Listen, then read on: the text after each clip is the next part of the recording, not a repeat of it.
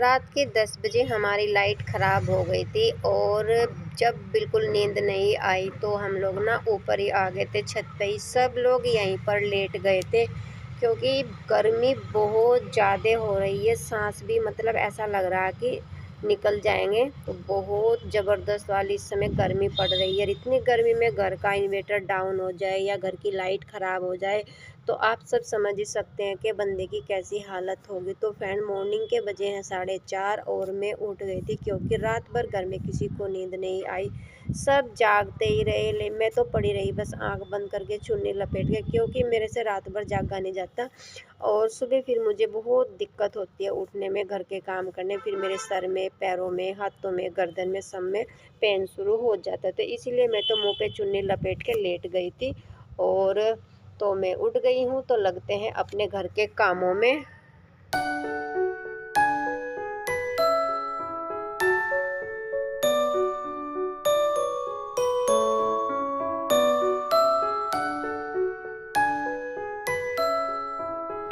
जब तक अंधेरा था तब तक तो मच्छर ऊपर छत पर लगते रहे और जब थोड़ा सा उजाला शुरू हुआ तब मक्खियाँ चिपकनी शुरू हो गई थी बॉडी पर। तो मैंने सभी को नीचे भेज दिया है और बारिश बूंद का आजकल मौसम चल रहा है, बारिश ना आ जाए फिर या बंदर ना आ जाए, इसी वजह से जितने भी कपड़े यहाँ पड़े हैं मैं सबको इकट्ठा करके नीचे लेकर जाऊँगी।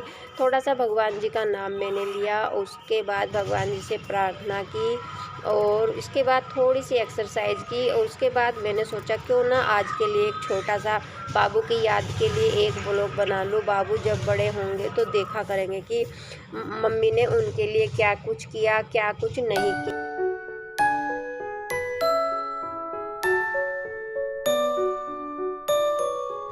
और पूरे 5 बज चुके हैं, बाबू भी जल्दी उठ गए थे। तो उससे ही पहले मैंने रख दी थी थोड़ी सी चाय, आधा कप बच्चों के डैडी की, आधा कप मेरी, आधा कप बाबू की। दोनों गुड़िया सोई भी है तो मैंने उनको नहीं उठाया।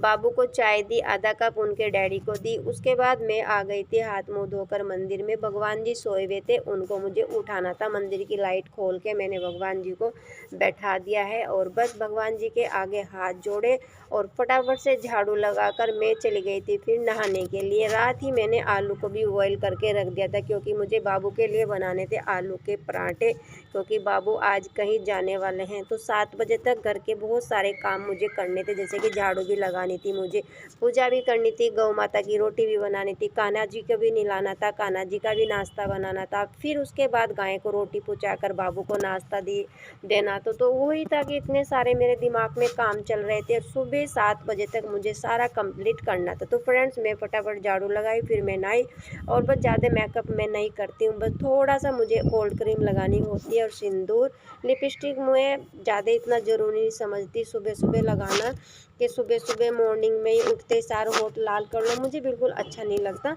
तो उसके बाद मैं आ गई मंदिर में। अपने बाके बिहारी जी को मैंने नहलाया और तुलसा माता का और अपने लड्डू गोपाल जी का घर में मैंने जोत जलाई। इसी के बीच बाबू भी आ गए थे नहा धोकर रेडी होकर। बाबू जाएंगे अब मंदिर, तो बस यहाँ से मेरी चल रही है पूजा पाठ और उसी के बीच आ गए थे बाबू। बाबू कह रहे थे कि मम्मी जी मुझे पूजा वाला लोटा दे दो, मंदिर जाता हूँ मैं। दूध डाल लो इसमें,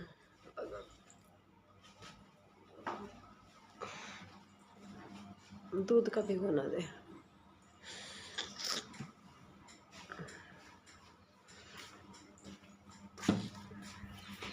डाल दे, डाल दे और डाल दे थोड़ा सा, बस।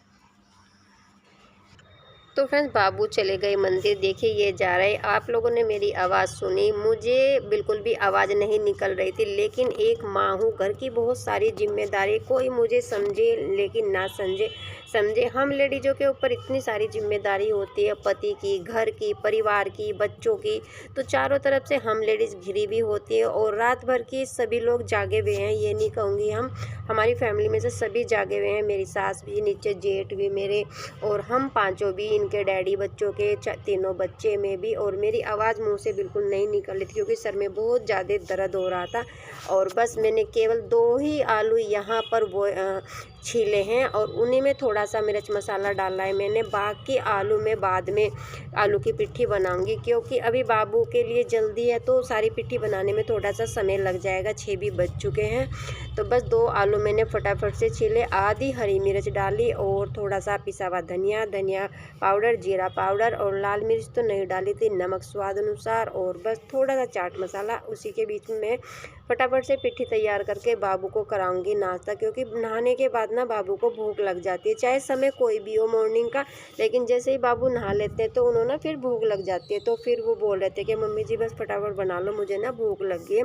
अगर वो 12 बजे तक ना नहाए तो उसे भूख नहीं लगेगी, अगर वो 6 बजे ही उठ के नहा ले तो बाबू को भूख लग जाती है। तो सबसे पहले मैंने 2 रोटी गौ माता की बनाई, ये इनको रख दूँगी मंदिर पर ठंडी करने के लिए, क्योंकि गरम गरम गौ माता को रोटी नहीं दी जाएगी। तो मंदिर की जो गौ माता की रोटी है हमेशा बनाकर मैं मंदिर के ऊपर ही रख देती हूँ प्लेट में करके।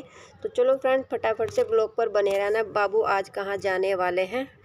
गर्मी बहुत ज़्यादा हो रही है, बिल्कुल भी किचन में खड़ा नहीं हुआ जाता। बाकी सारे काम तो हम लेडीज़ सुकून से कर ले, लेकिन जब रोटी सेकने की बारी आती है तो सच बताए चोटी से लेके एड़ी तक पसीने में हम लथपथ हो जाती हैं। लेकिन फ्रेंड्स हम लोगों के ऊपर इतनी सारी जिम्मेदारी होती है तो यार क्या करें, इसको तो हम लोगों को निभाना ही होता है, कोई समझे इस चीज़ को या ना समझे।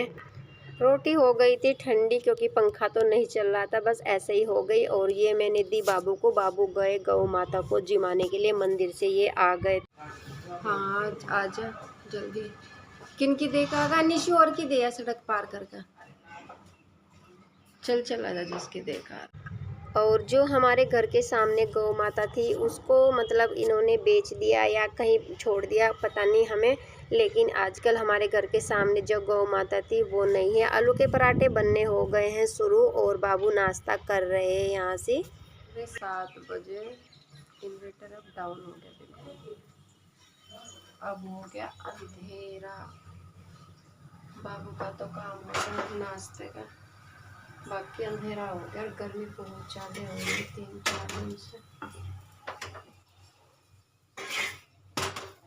बहुत तेज गर्मी हो रही है। ये शूज वो वाले शूज है जो बाबू को हम लोगों ने उत्तरकाशी से दिलवाए थे। और ये रहा बाबू का न्यू बैट, रात ही लेकर आए हैं। कल दिन में ही इन्होंने बोल दिया था अपने डैडी को, डैडी जी ऑफिस से थोड़ा जल्दी आ जाना, क्योंकि इससे पहले बैट जो लाए थे वो 2-3 दिन में ही टूट गया था। तो फिर ये बैट रात इनके डैडी इनको दिलवा कर लाए। थोड़ा कॉस्टली है और अच्छा भी है खेलने के लिए।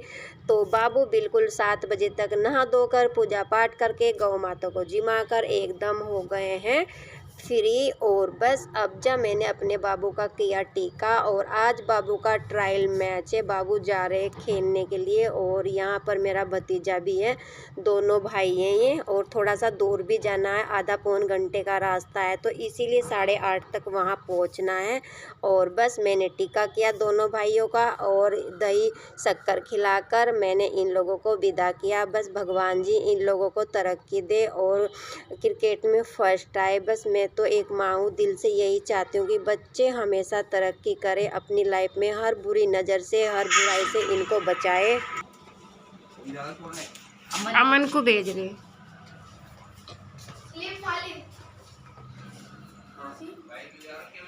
बाइक बिल्ले भेज रही तुम्हारी।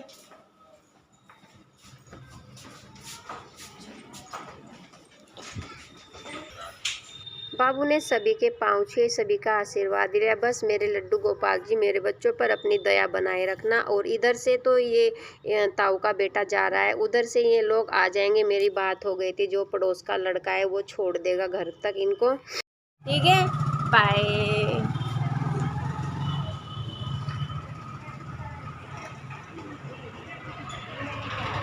बाबू पहुंच गए हैं जहां इनको आना था। और बस इनके पास रसीद थी, वो रसीद इन्होंने अपनी जेब से निकाल के वहां पे दी। गेट पास था जो दिया और ये चले गए अंदर। यहाँ तक की वीडियो तो मैंने बनवा ली थी, मतलब अपने जेठ के बेटे को बोलकर। तो फ्रेंड्स देखते हैं क्या होता है। बाबू आज पहली बार बड़े बच्चों के साथ क्रिकेट खेलने के लिए गए हैं। बस लड्डू गोपाल जी मेरे बच्चों को जिता देना।